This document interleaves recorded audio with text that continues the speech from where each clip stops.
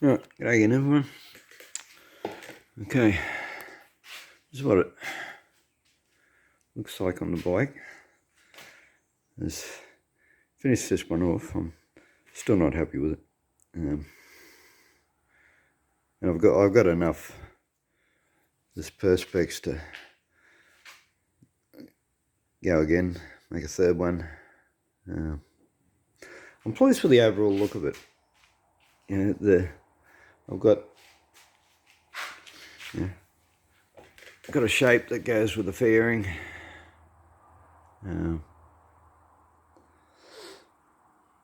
It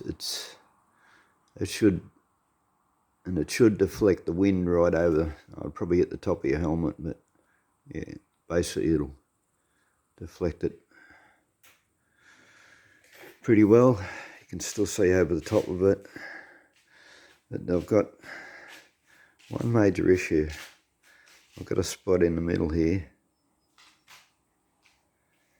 And get it on the light.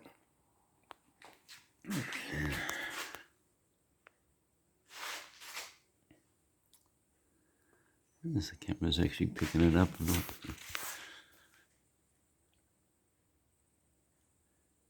But yeah, there's a little bit of a divot in there. And there's also some lines, glove marks.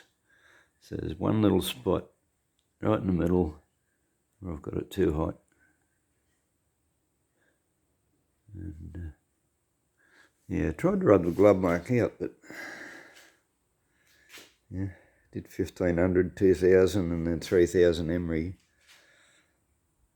But it didn't come out. So I don't know, it seemed to have put the glove mark right into the centre of the perspex. So yeah, I mean, I could get away with that, but if I leave it, it'll bother me. You know, it'll bug me. Like there's still scratches in that. It needs a bit more polishing to get the. If we're gonna use it as a finished product, you know, yeah, I've still got scratches to rub out of that, but I did the paint on the inside, black paint, masked it off, used a, I got the rounded line, using this 6mm mask, and because the first thing I did too is I used this mask, I put that around the edge so that I got the height even all the way around. It was like I was going to go 2, but then I decided to go, I went 1.5, and then I finished it off with that. Well, 1.5 I did on the bottom on the painted area, and till I knew where I was going, and then I went around with the 6mm, and then of course masked it with paper and the other tape, so that part of it's come out good. And yeah, by doing it on the underside, yeah, it looks way better, way more professional. So, but yeah, there was the other issue I had. So there's more than one issue with this windscreen. I drill the holes, these 2 outer holes, in the wrong spot, and then I had to get the file, like they're only out by a mil, but or 2. But then I had to get the file and file them out a little bit. The mistake with that was I marked the holes off the original. Of course, sitting over the top, it's not in the exact position. So that was a mistake. What I should have done is put the thing in place. Get it all in place. Mark one hole, put one screw in it, fold it down, mark the other 2, put them in, and then mark the last 2. Which is a lot of taking it off and putting it back on, but yeah, that's how I should have done it. The other thing too, if you've watched the previous video, you notice it's gone a little bit brown. Sort of got a bit of a brown tint to it. Some of that I managed to scrub off. I just put some spray and wipe and sort of went over it lightly with the scourer.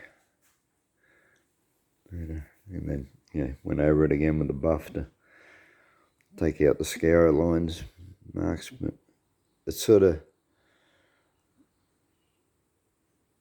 it took off spots where it was a bit darker than everything, but in general it's still got that brownish tint to it.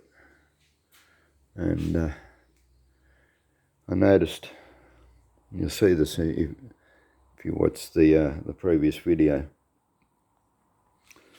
that the brown ended, like there was a 1/2 inch of no brown all the way around. And that no brown is this tape line. Which goes to prove that the brown come out of this flannel. This is a flannelette sheet. Actually, that's got a line texture too. I was thinking those lines might be glove marks, but they're probably in the inside because that's got lines. Yeah. Okay, so the lines that are in there, I can probably take out. No wonder I was trying to sand them off on the outside, but they weren't coming off. But yeah, they must be on the inside. So I can actually improve on that. I could probably even try heating it again, see if I could get that divot out of it.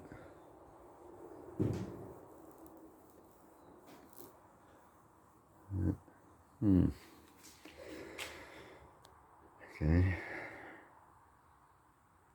Anyway.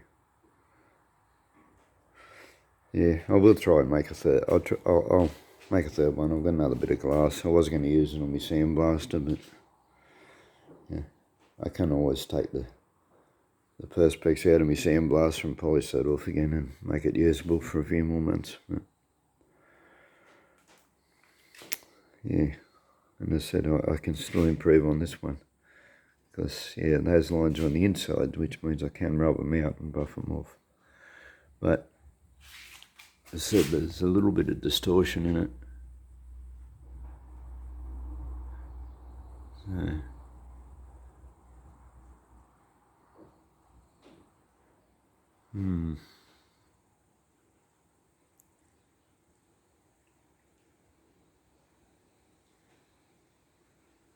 yeah, just thinking as I go here.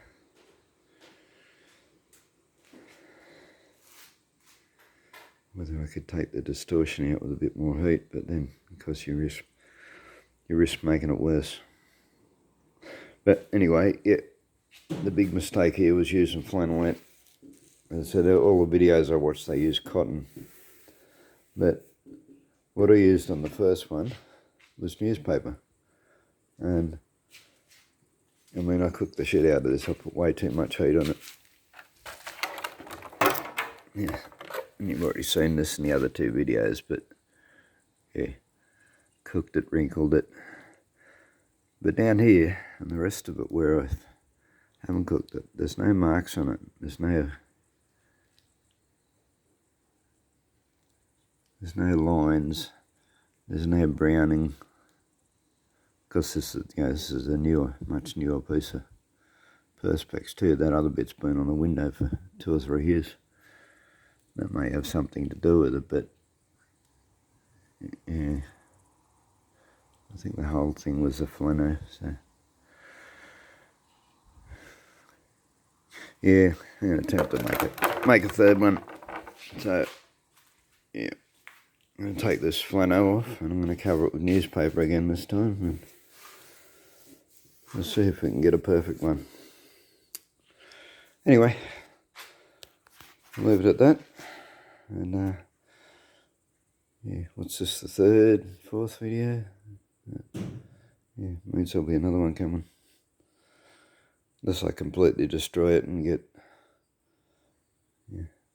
too embarrassed to show. Yeah. Anyway, thanks for watching. Catch you later.